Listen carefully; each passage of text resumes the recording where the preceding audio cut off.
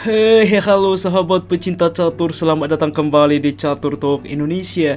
Dan kita memasuki turnamen terbaru teman-teman, Champion Chess Tour Airting Master 2023.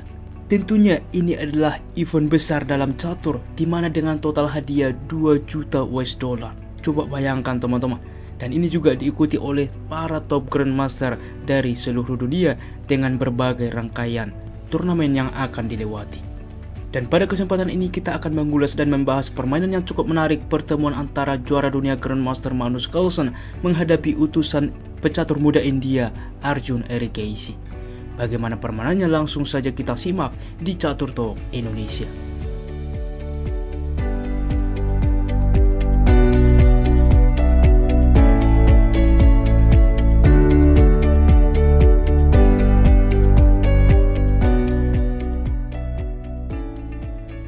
Baiklah teman-teman, di sini Magnus Carlsen sebagai putih memulangkah dengan kuda ke F3. Ia memilih pembukaan rete, di mana pembukaan ini cukup mudah ke depan dari posisi menjadi pembukaan yang lain. Kuda ke F6 dibalas oleh Arjun Erigaisi, pion ke C4 sehingga mengarah kepada pembukaan Inggris, pion ke C5, lalu B3 mempersiapkan fianchetto, kuda ke C6, lalu gajah ke B2. Berlanjut dengan D5 menantang pertukaran pion, diterima Magnus Carlsen. Kuda memukul kembali, kuda ke C3 menawarkan kuda, lalu E5. Berlanjut dengan menteri ke B1. Kita lihat teman-teman, sebuah teknik, sebuah cara yang coba dilakukan Magnus Carlsen. Ia langsung memperkuat serangan dari diagonal ini ke depan. Maka gajah ke E7, di mana juga hitam mempersiapkan rokade. Pion ke E3 saat ini, di mana selain mendorong pion ke depan, juga membuka akses gajah. Gajah ke E6 berlanjut, gajah ke B5, lalu ke depan menekan pion. Untuk itulah F6 tentunya. Rokade berlanjut, lalu kuda saat ini memukul kuda, pion menerima. Dan di sini juga kita lihat teman-teman bahwa ke depan kuda diancam, sehingga tentunya pion akan bertumpuk. Untuk itulah menteri ke C7 mensupport kuda, lalu benteng ke D1. Kita lihat teman-teman bagaimana langkah demi langkah penempatan perwira yang coba dimainkan oleh Magnus Carlsen begitu tersusun dengan rapi. Berlanjut rokade dari hitam, gajah ke D3 saat ini, ancaman terhadap pion H7 ke depan sehingga F5. Dilanjutkan dengan E4 menawarkan pion, F4 menolak dan menutup posisi, lalu gajah ke B5 kembali dengan ide seperti ini teman-teman, di mana ke depan akan dimakan apabila menteri, maka pion ini ke depan tidak ada lagi perlindungan.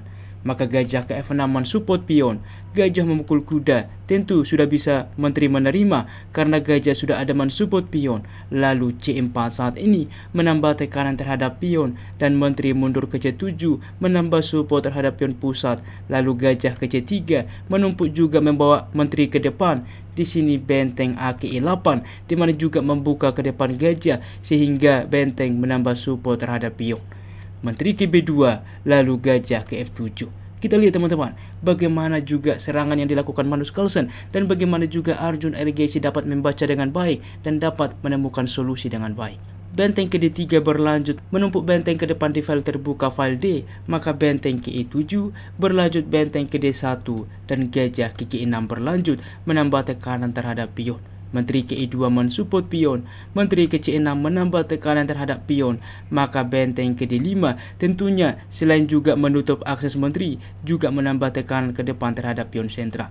Benteng ke E8 tentunya, pion ke H3 langkah propalaktif, selain membuka ruang bagi raja, juga mungkin ke depan mereposisi kuda.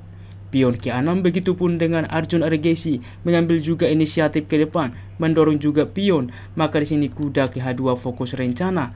Pion ke H5 saat ini mencegah kuda dan kuda kembali ke F3 saat ini. Kita lihat teman-teman bagaimana langkah pancingan Magnus Carlsen untuk memancing pion melaju. Maka benteng ke E6 berlanjut dengan H4, ke depan juga mensupport kuda mengancam benteng. Pion ke B5 fokus rencana dan di sini kuda ke G5 mengancam benteng. Maka gajah memukul kuda, pion menerima dan gajah ke F7 saat ini secara tidak langsung ke depan mengancam benteng putih. Menteri ke F3 berlanjut, lalu pion memukul pion, pertukaran terjadi dan apa yang harus dilakukan teman-teman? Di sini hitam memilih dengan G6. Sebelumnya di dalam posisi seperti ini, bahwa benteng gigi 6 adalah sebuah rekomendasi, di mana benteng memang memukul pion, pertukaran terjadi, di sini dapat benteng memukul pion juga mengancam gajah, gajah memukul pion, maka benteng gigi 4, tentu ini pun masih cukup komplikatif ke depan. Namun tentunya teman-teman di sini juga Arjun Erigeshi, waktu mereka juga sudah mulai krisis, G6 dipilih, maka gajah K1 saat ini mempertahankan tetap ke depan serangan dari diagonal ini. Benteng Ki7 berlanjut membuka juga gajah mengancam benteng. Benteng Ki6 juga langsung mengancam menteri. Di sini menteri mundur sebagai defender adalah sebuah opsi. Dipilih menteri Ki4. Maka berlanjut tentunya menteri Ki3. Karena apa teman-teman? Sebelumnya di dalam posisi seperti ini kita lihat bahwa pion ini terancam teman-teman. Oke, menteri Ki3 dimainkan mensupport kedua pion juga menawarkan. Apa yang harus dilakukan? Di sini tentunya wajib diterima. Apabila tidak diterima tentunya satu-satunya cukup logis ialah dengan berpindah ke A5. Masalahnya gajah ke C3. Menteri tentunya berpindah ke C7, maka pion dapat melaju, benteng juga memukul pion ke depan. Untuk itulah teman-teman, di dalam posisi sebuah paksaan, menteri memukul menteri, pion menerima juga, kita lihat mensupport pion. Dan saat ini juga pion terancam. Benteng Ki6 tentunya menawarkan benteng juga mensupport pion. Maka di sini benteng memukul benteng dan gajah menerima teman-teman. Apabila benteng menerima, sama saja di sini benteng dapat ke D5, salah satu pion juga akan tumbang ke depan. Untuk itulah masih dicoba dengan gajah menerima, tentunya mengontrol petak penting petak pusat yaitu dengan D5. Masalahnya teman-teman di sini dapat benteng ke D6 mengancam juga gajah, tetap juga mengancam pion. Raja ke F7, maka berlanjut gajah saat ini memukul pion terlebih dahulu. Gajah ke G4 juga membuka benteng mengancam gajah, maka di sini benteng ke F6 skak. Sangat menarik bagaimana pilihan Magnus Carlsen. Ia tidak terburu-buru untuk menyelamatkan gajah, tetapi ia begitu tenang mengambil keunggulan. Raja ke G7, maka saat ini gajah ke C3 mempertahankan ada discover ke depan, sehingga Raja ke H7 melepaskan. Karena apabila langsung benteng memukul pion misalkan, masalahnya benteng memukul pion, ini open skak, benteng menutup dimakan saja, jelas kualitas dari putih lebih baik. Untuk itulah teman-teman di sini langsung menghindar dari Arjun Erigeshi, Raja ke H7, maka langsung dilanjutkan benteng ke F7 skak, Raja ke G8, benteng ke G7 skak, Raja tentunya ke F8, lalu F3 mengusir gajah. Di sini tanpa menyelamatkan gajah, mengcounter attack dari Arjun Erigeshi, benteng ke B8. Maka pion menerima gajah, benteng memukul gajah. Di sini juga teman-teman sebuah pilihan yang cukup menarik dari Magnus Carlsen. Ia tidak menyelamatkan gajah. Langkah terbaik pion G memukul pion H, mempersiapkan promosi ke depan.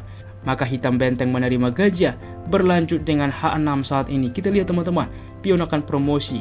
Benteng ke G3 berlanjut, maka benteng memukul pion G6 juga mensupport pion. F3 berlanjut, maka H7 saat ini satu petak lagi promosi. Benteng memukul pion skak, Raja ke F1, benteng ke H2 mengancam juga pion. Akan tetapi setelah simple benteng ke H6, di sini juga Arjun Erigeshi menyerah karena pion tak terhentikan promosi, dan di sini juga benteng terancam. Apabila dilanjutkan tentunya benteng memukul benteng, maka pion menerima. Kita lihat teman-teman, tidak ada yang bisa menghentikan pion ini promosi karena petak ini sudah dikontrol oleh putih. Semisal dilanjutkan dengan pion melaju, maka pion akan promosi, jelas di sini bahwa putih sangat unggul. Luar biasa teman-teman bagaimana permainan yang coba dimainkan oleh Magnus Carlsen mengalahkan Arjun Erigeshi. Berikut adalah tingkat akurasinya. Ulasan permainan dari komputer menunjukkan bahwa tingkat akurasi Magnus Carlsen ialah 94,2% dan Arjun Erigeshi 83,2%. Baiklah teman-teman, demikianlah ulasan catur hari ini. Jika kawan-kawan suka dengan konten catur seperti ini, dukung kami dengan cara like, subscribe, dan juga share. Apabila ada saran teman-teman atau request ke depan, jangan ragu tuliskan di kolom komentar dan kami akan berusaha membuat requestan dari Anda. Salam Catur Talk Indonesia, sampai jumpa di video berikutnya. Keep sharing and keep loving. Bye-bye.